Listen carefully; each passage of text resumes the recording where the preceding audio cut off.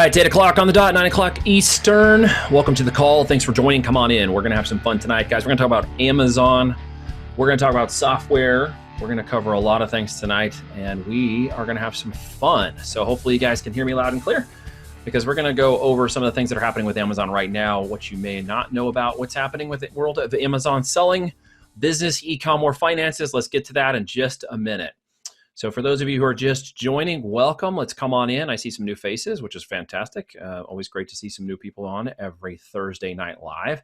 So we do this as kind of an audio recording, training, podcasting format. So I tend to ask questions, get questions, or just go on stream of consciousness and thought relevant to Amazon and selling. It can be any kind of thing. We keep it clean, we keep it fun, we have family-friendly entertainment tonight. No cracking any crazy jokes, and you guys keep it clean there in the Q&A and the chat, would you? Welcome to the group. Let me know if you guys are hearing me loud and clear. Somebody says they can't hear me. I can hear me. Can you hear me? Let's double check that. Make sure everybody can hear me. So I'm getting yeses. Yes, hearing you clearly, loud and clear. Welcome to everybody. Let me know where you're coming from. Say hi, give me your location, where in the world. I see some familiar faces. How's it going? Rebecca, George, Callie, Aiden, Julia, Mark, Daniel, Sarah, Richard, welcome all to the call. Pittsburgh, Florida, Canada, Phoenix. Guys coming in from all over the place. Wonderful. Northern Canada. All right, fantastic, guys, fantastic. So much good stuff going on. Currently at the beach. Very jealous. It's hot here. It's raining here, out here. So let's get started with some things, get some thoughts, get some stuff going tonight. Of course, as always, we're going to talk products. We're going to do product research. That's one of the reasons why you guys are here, of course, and just to learn some tidbits and talk. And like I said, a lot of times this can be a conscious stream of thought. We don't have any particular format. I didn't come to a format today. Of course, I didn't bring any products today with me. In terms of research, this is all done live. It's done on the fly. Sometimes we screw it up. Sometimes we have fun. Sometimes we just go and see where it leads us. And usually every week we find something fun that we didn't find before. So every week we've done different product analysis. I give you my stream of conscious thought about the product, its brand, its analysis. We'll cross compare it. We'll look for competitive opportunities. And we do a lot of that because product research is always the number one thing I get on my polls, which is why most of you are here tonight. We talk about products and product research, and of course the tools. So for those of you who are brand new and have not joined us yet previously, you might be brand new to the tool. My name is Neil Twa. I'm the CEO of ASINinspector.com. I'm also the CEO of Voltage Holdings, which owns 3 or 4 different companies. We do business, SaaS, mergers and acquisitions. We also sell on Amazon. 6, 7, 8-figure companies on Amazon. We help coaching and clients over at asin360.com. We also do digital marketing for Amazon at voltagedm.com. So we do a number of businesses. We have a number of divisions and a lot of people that are currently working with us in the capacity of growing their businesses alongside of our business. We have a lot of fun. So as some of you might know, we are evaluating companies for purchase right now. We're going to talk about some of that too, because people like to know what's happening in the market. We like to talk about what's going on with Amazon. So we'll cover some current topics and trends. And to know, for anybody who might think I'm talking fast, this is actually half speed for me. So I'm going to keep it at half speed for everybody on the call, because I can actually go a lot faster. But I'll keep it at half speed so everybody who's listening can keep up, because I think that's funny. I get made fun of all the time about how fast I talk, and my answer to that is you guys are listening too slow. So we will have fun tonight no matter what happens. Give me a 1 if you're ready to go. Let's talk about what is happening in the world of Amazon right now. We keep up with it. I know what's going on. Hopefully you do too. And if you don't, then maybe you're not paying as much attention to Amazon's business as you should, especially if you're going to make it the number one priority for your business and what you are doing. Be yourself and rock it out, man. I'm always myself when we get on these calls. I am not politically correct. I'm just going to tell you that right now. We don't touch politics on this call per se, but you probably know where I lie in that. It's not hard because I don't hold back, but I am going to be myself as always, but keep it friendly, keep it family friendly as always. So we are talking about Amazon. We're talking about e-commerce. Let's just get back to that. We do talk Amazon a lot, of course, but guys, this is e-com, and Amazon just happens to be a channel. And one of the things I've discovered with people is they do tend to get channel locked in their mind, not just their business. So I want us to all make sure we stop for a second and realize that Amazon is an opportunity. You could just as easily figure out your way on some website or forum or other mechanisms, Shopify, e-com funnels, paid traffic, etc., in order to get into e-com. We all realize that. We also realize that many of you have chosen to be here tonight because you're interested and or you are selling on Amazon and you're utilizing the tool in hopefully the capacity it was meant to be utilized to find those products and get yourself moving. And I will say this because I got a couple tickets today. They were sent to me from the help desk by Nicole. And I just wanted to cover this for those who are kind of listening. We're not like the other tools, right? I don't mean this to say in some sort of competitive advantage. And people ask, well, why is your tool better than others? And I particularly like the emails we get when it's like, well, your data's wrong. And I'm like, by what basis? Well, Jungle Scout says this, and then I go over to Celex and it says that. And then I go over to AMZ Scout and it says this. And then I'll go to Helium 10 and it says that. And what they're not acknowledging is that all the data really is different. And why is it different? It's different because the algorithms literally that are running each of these tool sets have a slightly different way that we're looking at the data, analyzing the data, interpreting the data, and then representing the data through the tools. So for those of you who might be brand new tonight, let's go through this real quick. And those of you who are not, let's do a quick refresher, all right? So when we're looking at the tool and we're analyzing the data with ASIN Inspector, you're doing it a little bit more in what I like to call near real time. Some of the data is cached and pulled from the servers. Other data is pulled in real time as you hit the listing. If the listing has more than one seller on it, then the price can change. And the price can change in a matter of seconds and minutes. It could change in an hour, depending upon how fast that product's data is moving in the system, how many units are being sold. If you go in on some of the higher powered listings, let's call it higher selling, faster selling listings, what you'll find is that, if it's got 2, 3, 4, 5, 10, 15 sellers that are on that listing, and you pull the data right now, and then you wait a couple minutes and pull the data again by hitting it and analyzing it or reloading the page or clicking on the Chrome tab and pulling the data down, it's going to potentially be different data. Why? Because there's a different seller who's won the buy box and you're pulling different data. So what we like to do is make sure we pull the most recent time. And so you could pull up a window and see the data come up twice. Now what ends up happening is people don't understand literally how Amazon kind of works, and they don't understand buy boxes yet, and they'll make the mistake of saying, well, the data is wrong and you're presenting the data wrong twice. When in actuality, we're presenting the data for that tool at the time that you're pulling it. And this is especially difficult for some people to grasp because they don't understand the way Amazon works, and they don't necessarily understand that there are multiple sellers setting on some of those listings and can have separate pricing at the buy box level. So we want to get very clear. So for all of you who are listening and kind of understand what I'm saying in terms of the buy box and the data, give me a 2. As you're listening along so I can make sure that we're all on the same page as I go to the next step. You have data, it's near real time. When you pull that data, obviously the data you're presented at that time in the tool is the data that's going to be relevant for that time, that buy box, that seller, okay? So you need to balance that. That's a really great way to do it because we pull data from a number of places. We also pull our own combination of data through our own algorithms and then display that data back. And one of the things we do a little differently than these other tools is we don't focus on department or category data. And that's where a lot of these tools focus on. And what ends up happening, and anybody who's taken our course has been through ASIN 360, through our pro or into our B2B, understands now what many of those people don't understand.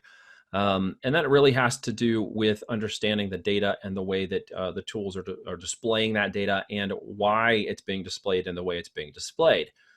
If you've gone through our programs, you now realize the alignment of the tool has to do with the way that we sell on Amazon and how we're capable of finding products that will last years, are competitive but not saturated, can even be highly competitive, and can keep you in the market for days, weeks, and months, and even years in the same space where you dominate it and you don't have to fight with other people and you don't get jacked by Amazon and you don't get jacked by other sellers, and those products just work more evergreen.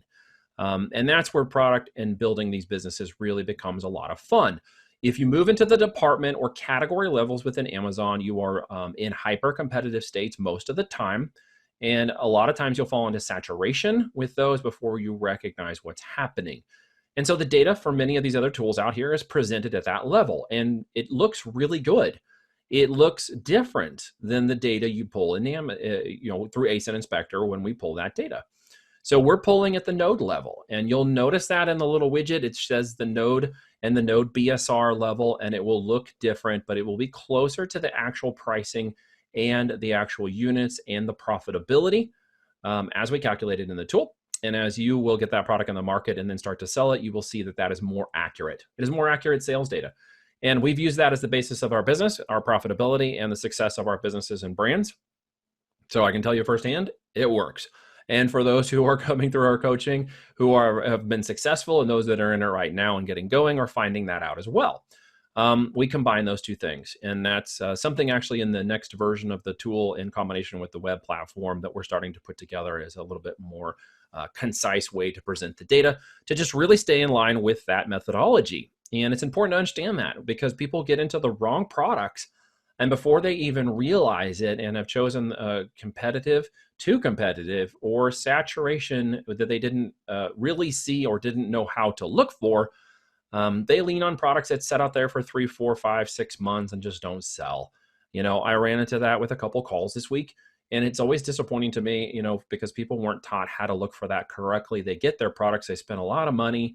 Why am I going to pay you $5,000 for coaching and mentorship when I can spend $5,000 on a product? This is one of the calls I had this week. And I said, well, it's really simple. Let's look at your product and let's pull up the profitability and let's find out whether it's, red, yellow, or green. And so I explained to her, what this looked like. And, even seeing the data and realizing it was red, potentially red, she didn't see the value in that. And I'm like, wow, I'm going to get the wrong product. That's really kind of sad. You're going to do what many, many people do. More than half of the people I talk to who are sellers make this mistake over and over and over again. It's very disappointing because they're setting themselves up for failure. And unfortunately, they're being taught to do it the wrong way. And because of that, they basically get down the line months later of realizing this isn't selling, it's not as profitable. And then all the other nonsense starts. It is the reduction of price. It's the attempts to get other traffic or marketing funnels or other things online to try to make up for the sales loss in Amazon. It's the high ACOS or average cost of sales inside of their marketing, and they try to jack with that and they complain it doesn't work. They do promotions and discount coupons and giveaways to try to boost their sales and their ranking, but because their product is in a very difficult niche and not positioned correctly from the very beginning, they may get a boost in sales and competition and ranking, and then it goes back down again, and they can't understand why it won't stay in its position and it won't grow organically in the rankings. And maybe some of the things I'm saying to you right now, that's resonating with you, right? You're hearing this and you're realizing, yeah, that's me. I've been pushing product for months now, and it can't get it going. And I try to do these promos and stuff, and it doesn't work. And it typically has to do with the product you're positioned into. We call that don't marry your product. When you realize that product gets going and it's not going to sell and it's not quite right for the market, then people accidentally marry those products. They stick with them, they ride them hard, and they think that they can just get that product up a little farther and get to where it's going to go. And what they don't realize, it's not going to happen. They need to move on to the next product, right? They want to make, you want to make sure that you are positioning right from the very beginning. And that's what we're talking about tonight, product research.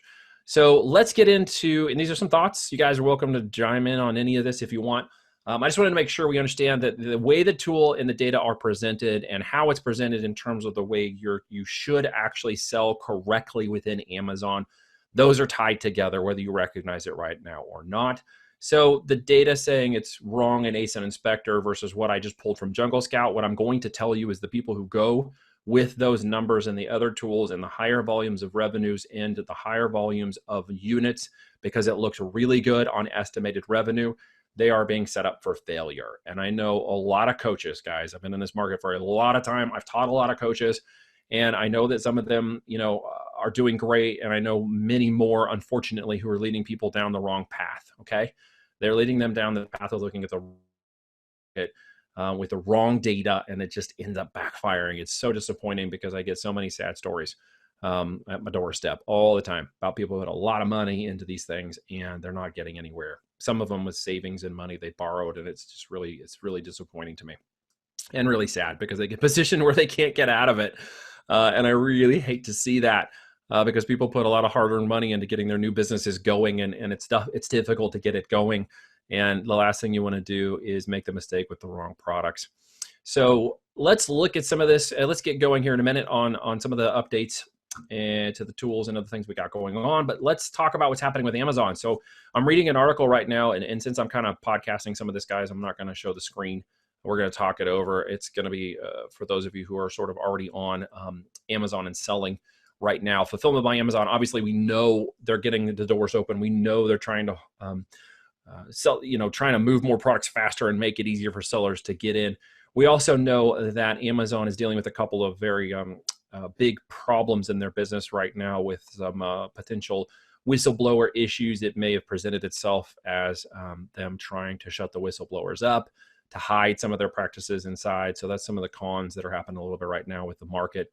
And of course, we know some of the fulfillment stuff is being over-exaggerated a little bit while they're trying to over-deliver. They'll say it takes 2 weeks and then something shows up in 2 days, or they say it's going to take till the end of May, but then it shows up in 2 weeks, and they're really balancing it out. But they're getting a handle on it, and they're moving faster. And so they've introduced what they're calling Send to Amazon. It's literally a new shipment creation and workflow that's meant to significantly reduce the number of steps to replenish FBA inventory. So there used to be a number of steps that they had to get partner-based carrier stuff into the market, and we knew that it's just one of those things that new people get stuck on a little bit until you've done it a number of times, and then it gets easier and easier. This is going to make it even easier, which is great because they're really trying to speed up getting products into it faster. So creating packing templates, box content information, box weight, dimensions, and stuff are going to be going faster. You're going to be able to reuse templates to ship quickly. It's going to be a simpler process with fewer steps for replenishing, which is great, especially for FBA sellers who are trying to move product and get product moving in. It's in beta right now and limited to parcel shipments and single SKU boxes. You still have access to, obviously, the other shipping creation methods, but this is down to single SKUs and boxes. That really, I have not heard this question of whether or not we heard the limit of 50 quantity allowed to be sent to the new method will be great. Yeah, I have not actually heard what the quantity limit is yet. They don't mention it on here. I'm sure we'll find out very soon. Since I'm not in the operational components of our logistics, Reed is, I don't actually know the answer to that question because I don't work in every component of my business, and neither should you as we get this going. But yeah, this is actually good news, and it really means replenishment can go faster, which is great. I got another, we got a lot of inventory hanging out there, and it's moving. We got inventory on the water. I got friends who've got hundreds of thousands of dollars on the water right now coming in. And here's the interesting part. Like in one particular case, I was having a conversation a couple of days ago. They got about $400,000 on the water at the moment coming into Amazon. This is going to help them out with this quick replenishment on FBA, but that's about usually, he said, 3 to 6 months of inventory for 2 of their products that are moving. And it turns out that's probably going to be mostly sold by the time it actually hits Amazon. And he had to order another $375,000 behind it because his sales are up so incredibly high right now that he's about to sell through 3 to 6 months of inventory in about 60 days. That is quite insane. So he's got massive amounts of inventory being moved as fast as possible. Sales are just going through the roof.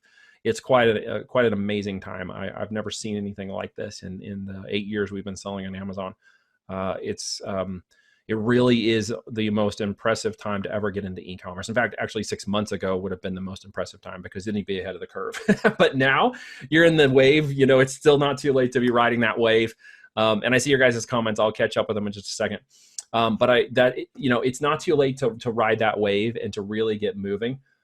Because there is a huge amount of opportunity in e-com right now. One of the most amazing things I think that's happening right now is how many spots and areas inside of Amazon are actually opening up, which you guys may not be aware of, is that you are in a position to understand where FBA was not only the primary and should be the kind of primary methodology you're using on Amazon, even if you're just getting started and you could keep your account online, or you could get your account online if it had a false positive and got shut down, in retail, arbitrage, and wholesale.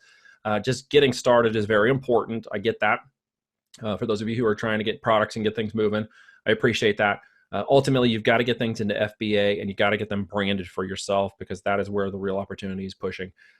Last estimate I heard was over 425,000 accounts have been shut down in the last 60 days.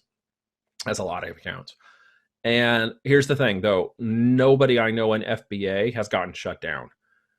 All of the accounts that have been shut down so far have been all of the other accounts. And that's the bots literally racing through the system very quickly, killing anything that has to do with an account that does not have FBA selling and branded privileges and brand registry. It's just blowing through any online dropshipping, arbitrage, retail, wholesale accounts. This is what's happening, folks. Whether you like it or not, and whether you believe me or not, doesn't really matter. It's happening, and hopefully it's not happening to you, although I know a number of accounts that it has happened to.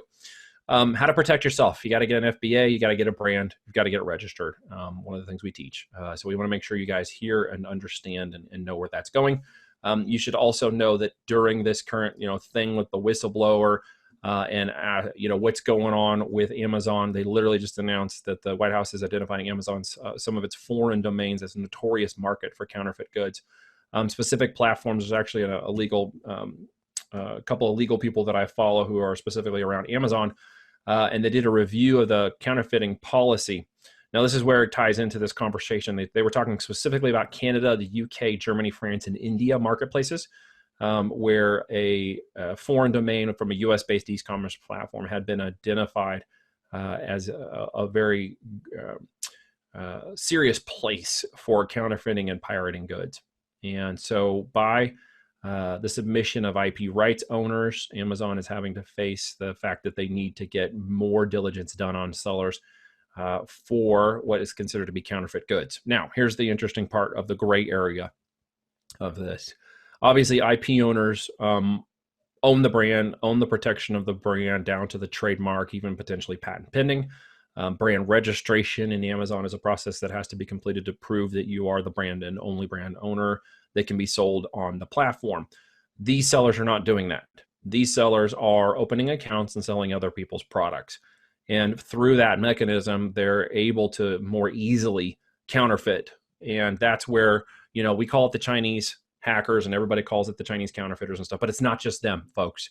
Again, Canada, UK, Germany, France, and India. Those are the main markets. Now, could they be selling all Chinese? Yeah, but it's not all Chinese, folks. It's not all Chinese.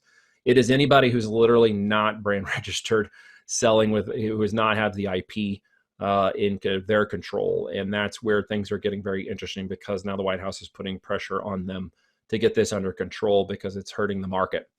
And because of these things, this was literally on May 7th that this came out. And public concerns and relations are being identified along various other e-commerce platforms. The physical markets where counterfeit goods are sold, they are literally having to move more quickly before they get some sort of class action lawsuit in place for counterfeits. Because IP people, especially us, do not want other people selling our products and hurting our brand and reputation for the time, energy, effort, and lots of money we spent getting these products in the market and trusting Amazon to help us enforce intellectual property rights through their system as part of that relationship that we get with them when we sign up for a seller account. And of course, as we register those brands and trademark them, we are ensuing intellectual property rights. Amazon does not have rights to that. Therefore, they can be held liable. We can even sue them and take them on if we wanted to. That'd be pretty heavy legal fees, but we could do it. So this, what they call the Office of the United States Trade Representative, the USTR, is the one that is working with these IP. So they basically formed this group to basically lobby the White House to get better protection in combating trafficking, counterfeit, and pirated goods. So, that's very important. It's very important to understand that there's a reason why we need to be protecting those things, right? So moving on to freight, it's now Amazon Freight has expanded into 48 states, folks, furthering control of its logistics networks. This is impressive because it's basically going to start changing the way they do UPS, USPS, and other methods. Obviously, selling with USPS inside of Amazon or UPS has been more preferential, even though on Monday this week they shut it down temporarily, which hurt a number of people who didn't already have accounts in place to handle their shipping. Those who did, as part of risk management and understood that component of their business as they should or have been taught, to do in terms of coaching or mentorship or just experience in the platform took a hit when they turned that off on Monday. So now Amazon, of course, is rolling out all of its freight. It's not in 48 of those states, so they're making a serious move in the logistics component, and that means Amazon is going to dominate the logistics of that product movement and freight movement, and it's really going to change a lot of things in terms of shipping and receiving and standardization of shipping and receiving from fulfillment warehouses. So that is just coming out on the 7th as well. So Amazon's moving very fast. Now, and other things that are constant, kind of interesting in terms of sellers and where we look and see, capacity and market. And Amazon has so much traffic, and in certain areas of their platform, you can only, maximize so much traffic for a type of product because there's only so many people buying those products within their platform. And one of the things they're doing to help expand that is they're buying into other businesses that can help them expand it.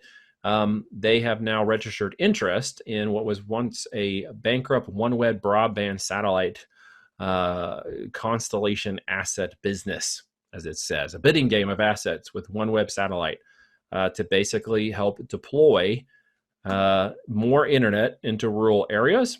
And that is very interesting because they're trying to basically get ahead or around or a part of what Starlink is.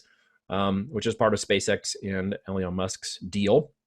That's supposedly in a beta this summer and then supposed to be moving out in the market sometime around fall to allow gigabit internet into rural areas across about 70 or something some satellites that are up in the air. You can apparently see it. I guess Reed told me about it the other day. They had launched it up there and he was watching it go and you could see all the different satellites literally coming out of the rockets. And now as they go over, you can see them spaced or something. I haven't seen them yet. And maybe you guys have seen it.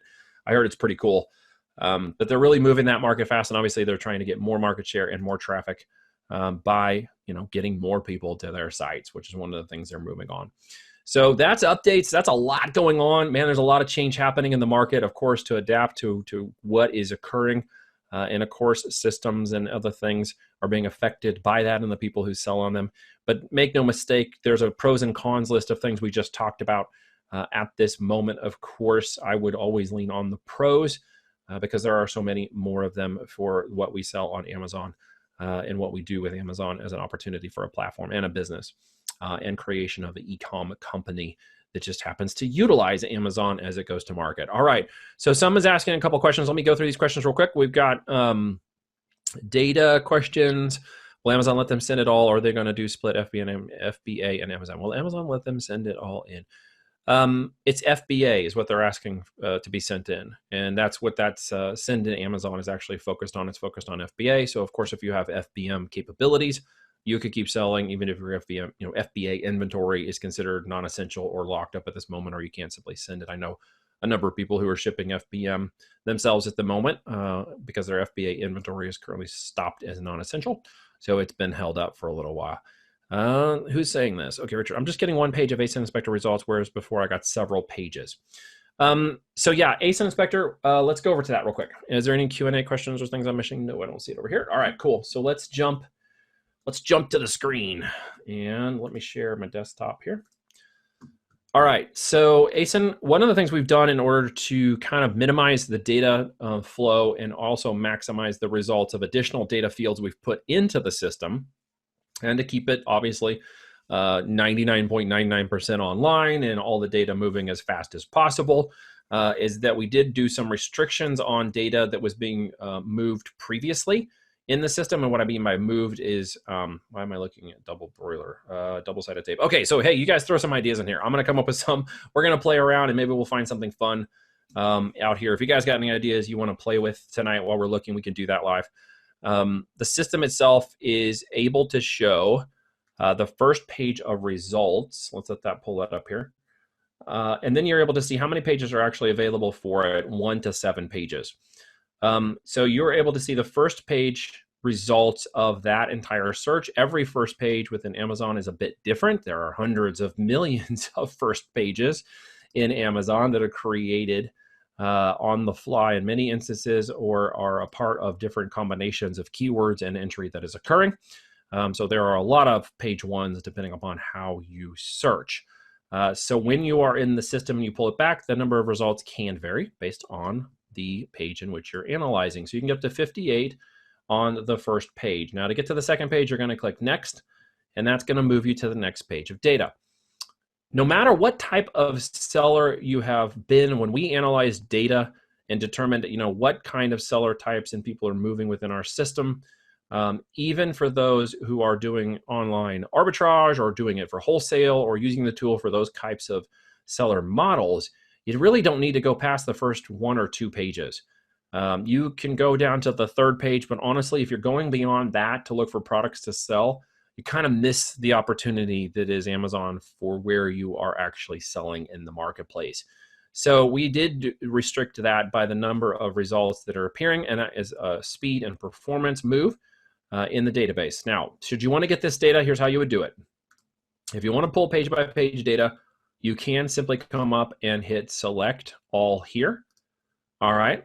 You can copy those ASINs if you want. You can export them to CSV or XLS. Then you can simply just go to the next page and you can do the same thing. And you can copy all of those, paste them in, or you can send them to CSV or XLS. So it takes a couple steps, but it is completely doable. All right. So one of the things you can do with this that you may not recognize is obviously you don't necessarily need all the data and you only want the good data. So I would definitely recommend for those of you who are filtering and looking for products, above $10 in profit, when you do that and you select these all, you're only going to select the ones that are most important. You can see it has eliminated the ones that did not have the profitability, and it's only going to pull into your copied ASIN, okay, or your CSV or XLS, the ones that are actually shown on the screen. So it's actually a little bit more efficient that way. So we don't show page after page after page after page anymore. In the system due to performance and other things we're changing in terms of the seller methodologies and the display of the data for speed and accuracy. So hopefully that answers your question. Now, since we happen to be on this random double boiler product, which that was just literally a keyword, and I don't see anybody else giving me any other keywords, so we're just going to play with this one. Never really thought about selling a double broiler, and as I look down the page, I don't necessarily think I would, because there is a lot of very similar looking products. There's some profitability in those particular products, which is interesting. And if you're in the home and kitchen niche, and in the home and kitchen and dining, then this might be of interest. Now I do see some differentiation down here, so this could be interesting. We do have a few different products, but let's just look at this and see what we see out of curiosity. We got 33, 18, 17, estimated revenues over here, not super important for us to really consider. We're just more interested in our profitable products. So just out of curiosity, which one has the most profit? It's actually the double all clad. Now we got some brand names. We got Cuisinart, we got Corning. I recognize those. Is it Calphalon? Am I pronouncing that correctly? That one I recognize, but I don't know how to pronounce it. It makes me sound ignorant, so whatever. But I do recognize at least 2 or 3, possibly 4. I think Winware I recognize for some reason. I can't remember. And because of that, knowing there's 3 or 4 brands I can recognize, this is not one I would go into. It's just that simple, folks. I have eliminated this as a real possibility of selling because of those reasons. Now, let's just say hypothetically, for the fact that I'm setting in this and analyzing this currently, could it be profitable? Sure, it could be profitable. But here's what's really interesting, folks. I mean, look at these numbers, and we have 42, 63, and 73 in profit. We got 3,700, 3,400, and 7,600. But look at the difference in the gross revenue numbers. This is why we don't focus on these things, right? 7,500, 8,500, and 18,534. Between the two of these, we don't have a whole lot of difference in ranking. So let's just say, this product aside, we're just looking at the data, and we can kind of use the data as an analysis for any type of product. Here I'm moving 55 units, here I'm moving 89, here I'm moving 103. The better starred rating of this one is down at this level. This is a 4.1, this is a 4.6. So there's a slightly better product that people like here at 82,000. This is 153. So we would kind of eliminate this one and look at these two because that's above 100,000. We'd stay below 100,000 in ranking and look for that opportunity.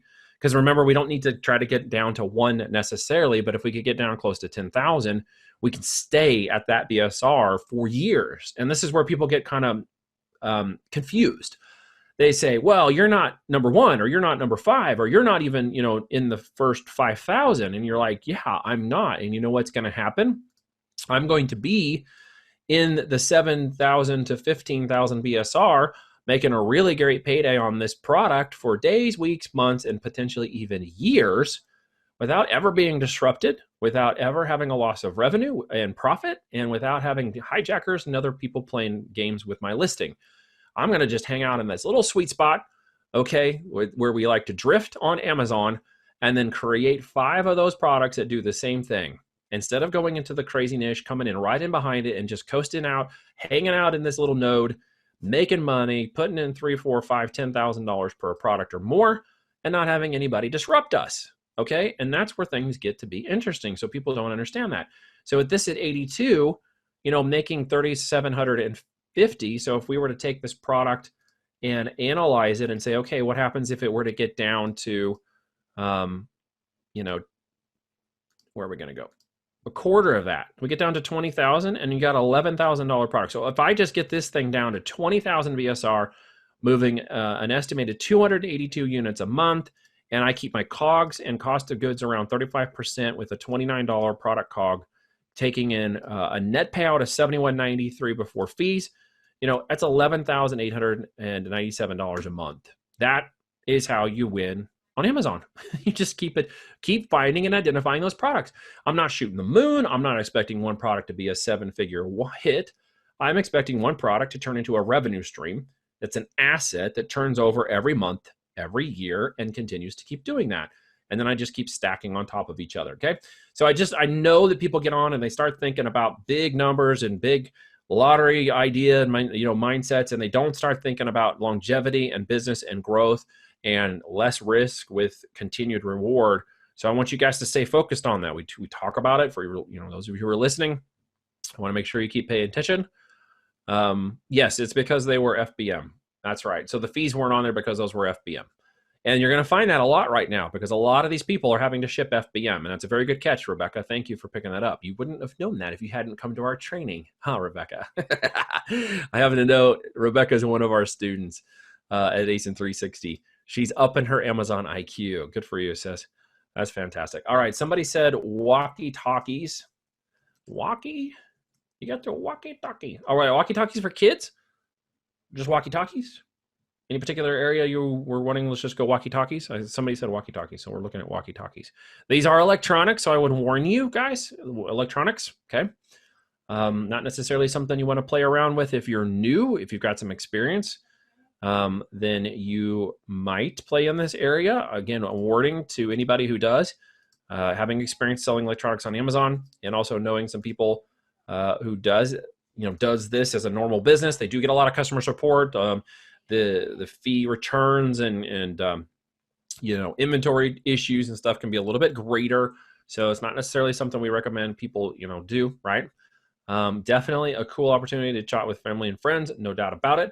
You're gonna have to definitely make sure your manufacturing is on point so that you don't get a high manufacturing defect for these. And of course, you got to have your customer service on point or people are going to eat you alive, all right? Because it is electronics. And that is one of the areas you got to be careful with. So we got some sponsored up here. We got about, it looks like 20 minutes to the end of the hour. Let me grab a drink here. I've been talking straight for 30 minutes and my throat's going on me. All right.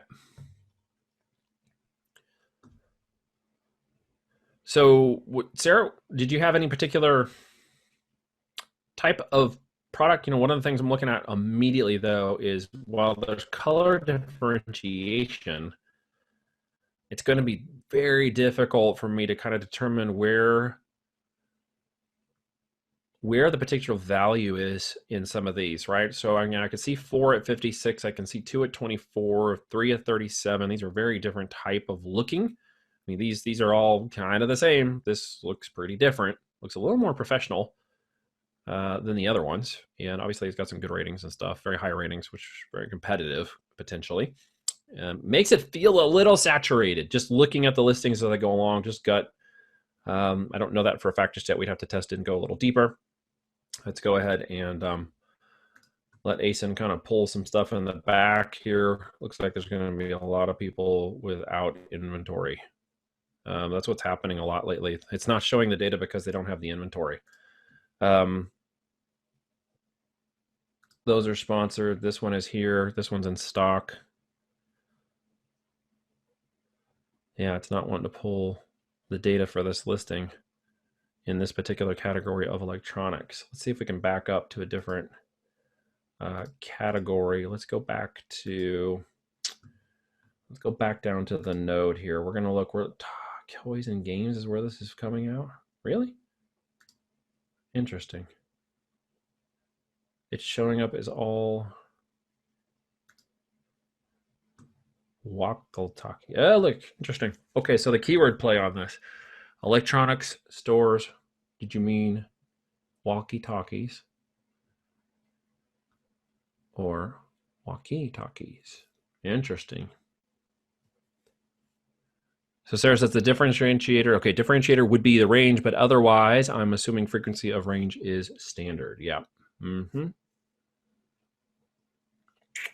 mean, typically, unless you get into the more higher powered ones, in my experience, they're going to not necessarily be long range.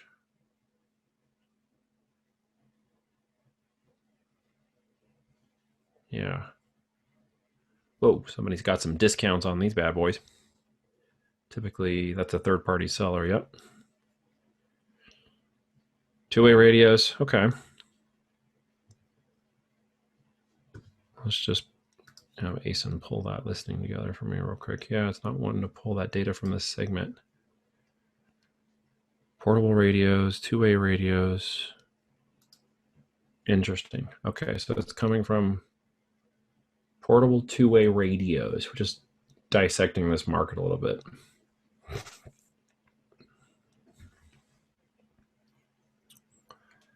I mean, immediately, it looks really saturated, Sarah. Just to look at this is really like, wow, what would I decide for the type of one that I would choose from? I'm literally going to get down to probably the more cheaper to mid-size for just, type of seller you want to get, unless you're really serious about it.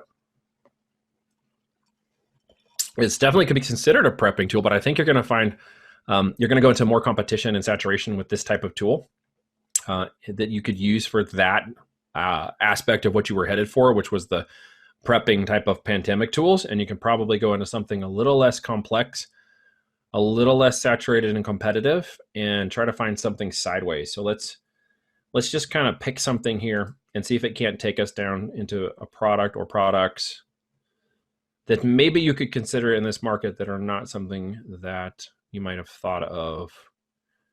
I'm thinking of things like, weather radios, because you're still in the electronics.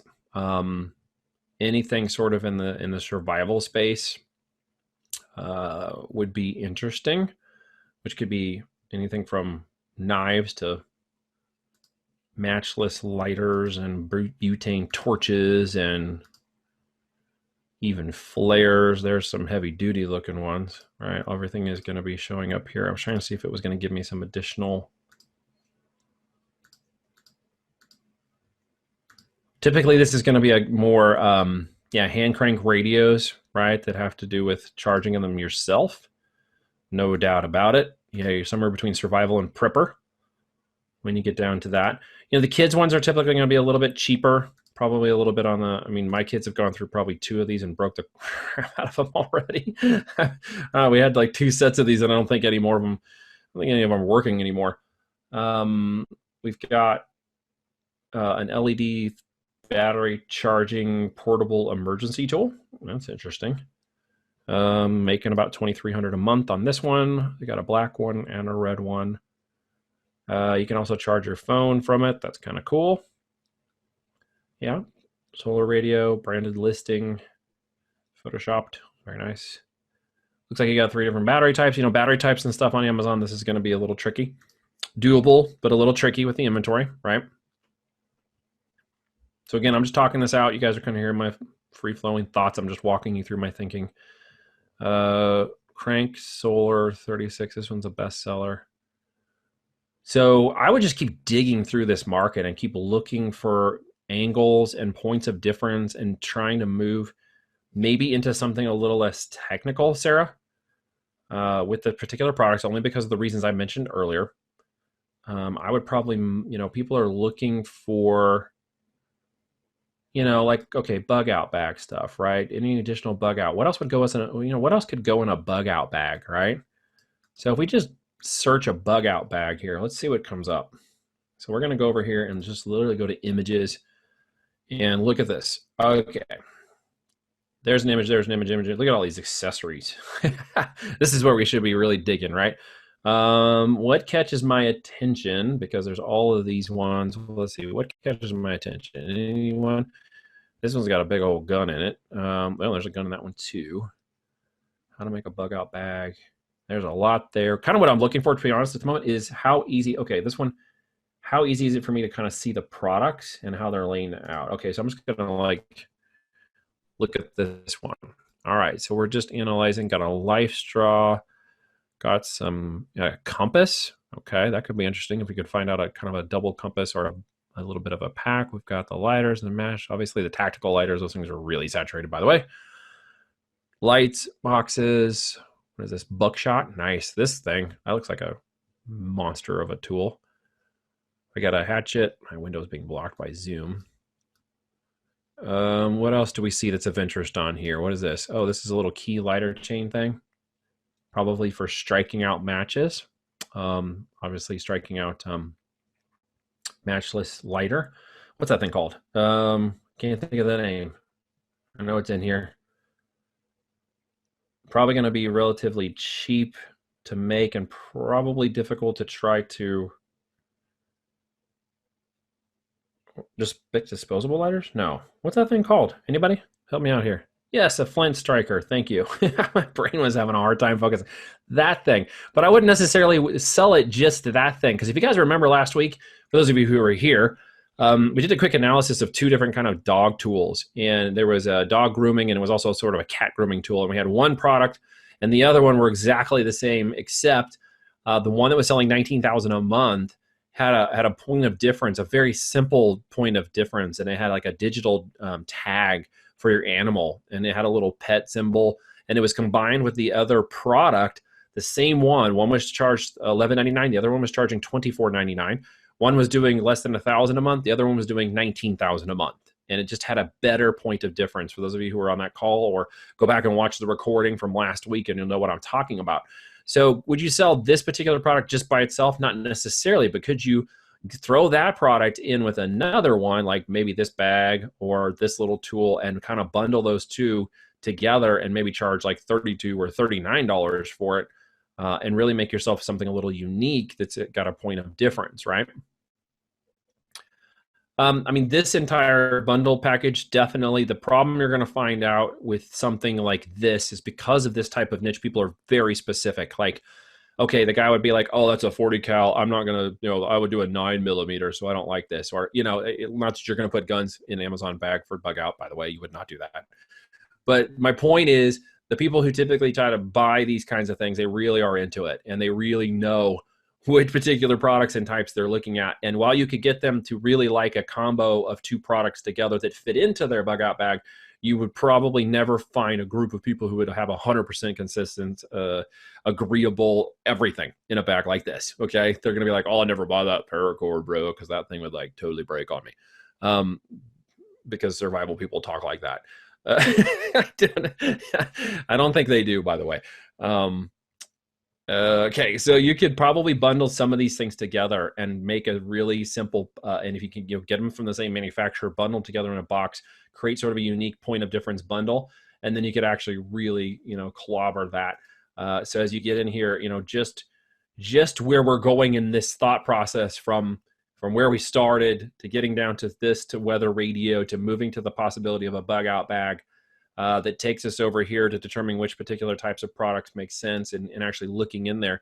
Could pull together a combo of products to research for profitability where you would bundle them together, maybe 1 to 2 of these or up to 3 of them into a unique bundle with a point of difference that would hit a segment of market that you're going after in this type of niche. Okay. I just want you guys to see that thought process. Why? Because at the next stage, you would obviously need to go in and source each component or a component of each of these. Now, this could just as easily be outdoor gears and accessories. This could just as easily be, camping gear and camping supplies. This could be home and kitchen products we're talking about. I want you to understand the concept of what I'm trying to teach you here, not necessarily the product outcome. Okay, you guys understand where I'm going with this? I want you to understand the thought, where we're moving and how we're moving across laterally. We're looking for those products and affinities. You can see, for example, like here, if we take this over to this particular store of tactical gear, we can see, it's a daddy, mommy, kid, which is interesting. So they took this angle and they've moved it towards children. I mean, look at this. This is this dude actually getting a dad tactical bed. I mean, like, come on, you're like the dad's man, right? That would be like a mom buying that for her husband. I don't think a dad would buy that, just so we're clear, which actually fits the demographic of like Amazon, because I could see my wife maybe buying one of these for me, but I wouldn't buy it for myself. Right? So some of you guys that are on there may be thinking that too, is like, oh yeah, dude, I like totally bought myself this like tactical baby carrier.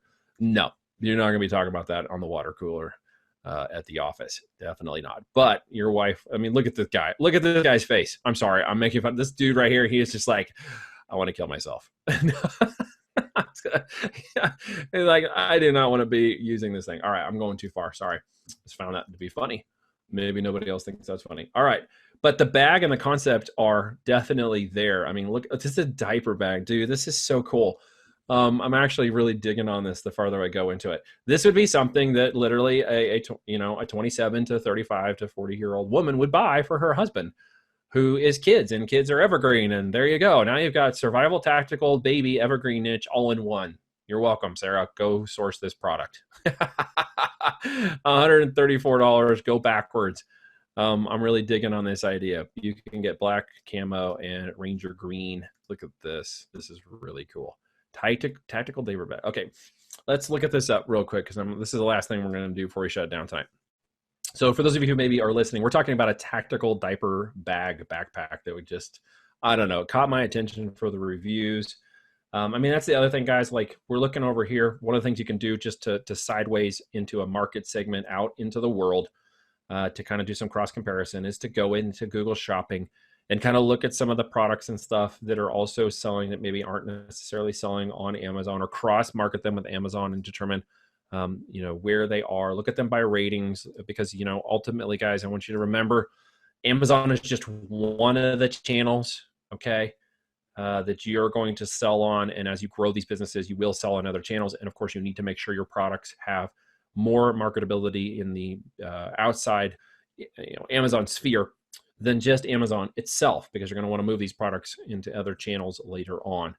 And we can see, when you get into the better priced ones, $99, $79, $239, some of these have some decent price points, right? And we're just looking across, we're seeing the reviews. We're seeing this one with, a lot of reviews, a lot of 5-star reviews, good quality products. It's sold by the LA Police Gear, whatever that is, but it's a lower price product.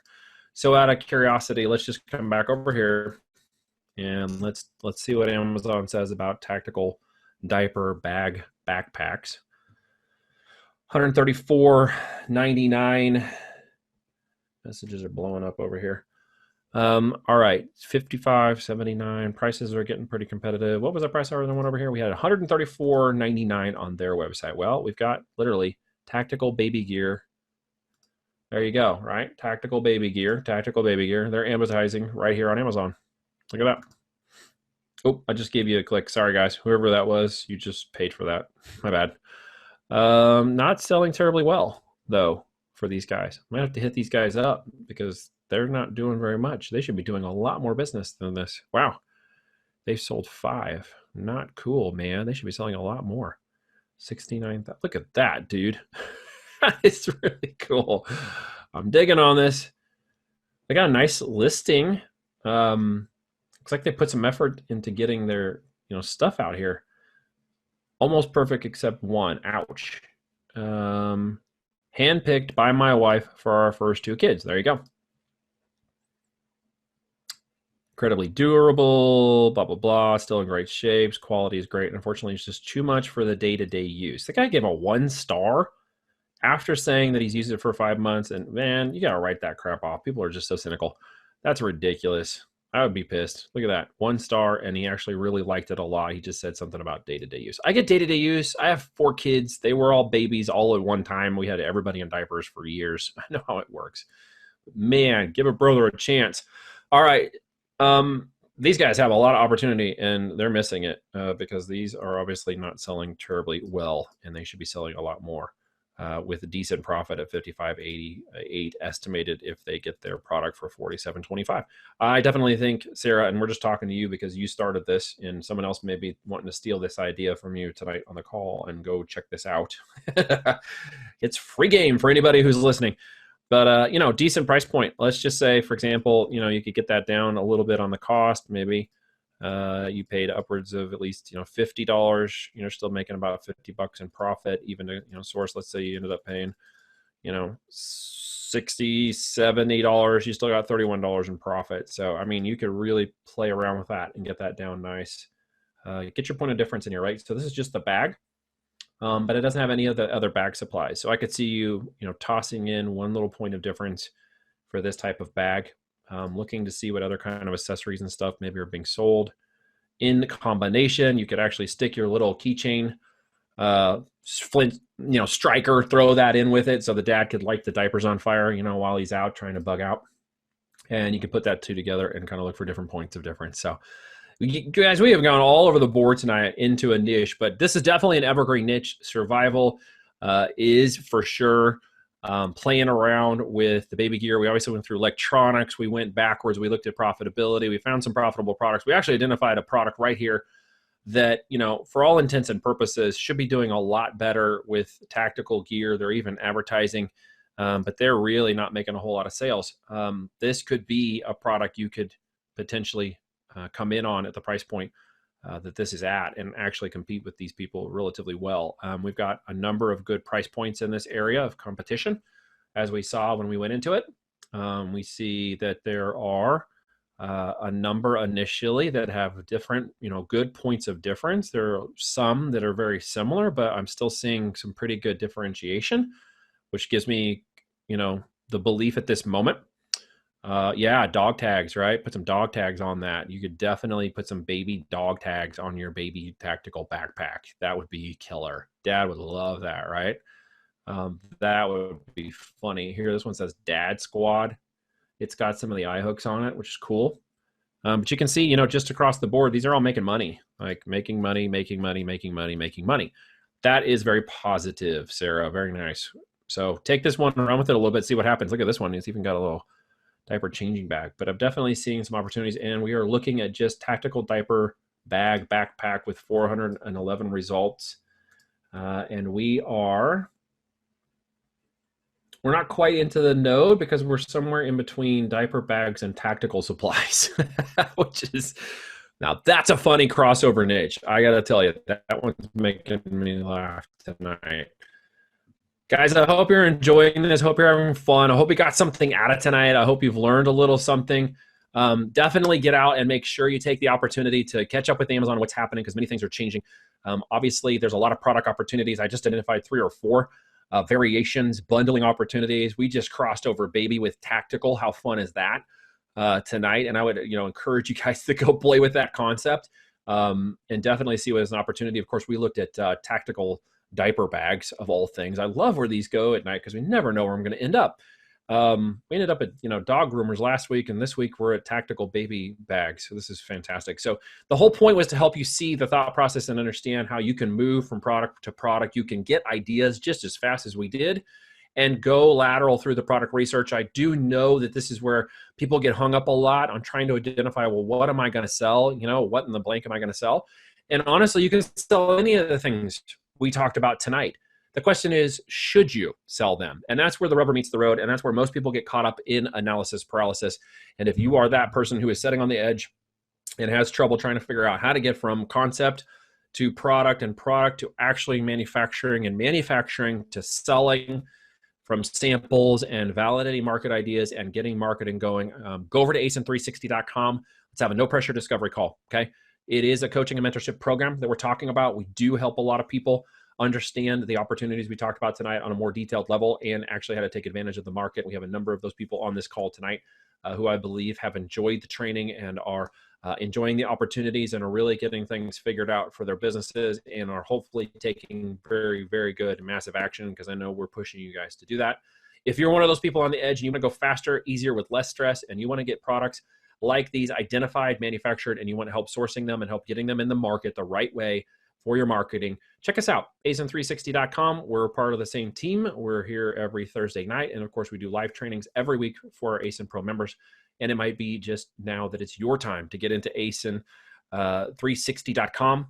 Join us for a coaching and mentorship and really take advantage of what is fast becoming one of the most impressive times in e-commerce history that I have seen in 8 years. I can't tell you, man, we are sourcing products. We are moving fast. We are opening new markets. We're looking at mergers and acquisitions to grow our business even faster.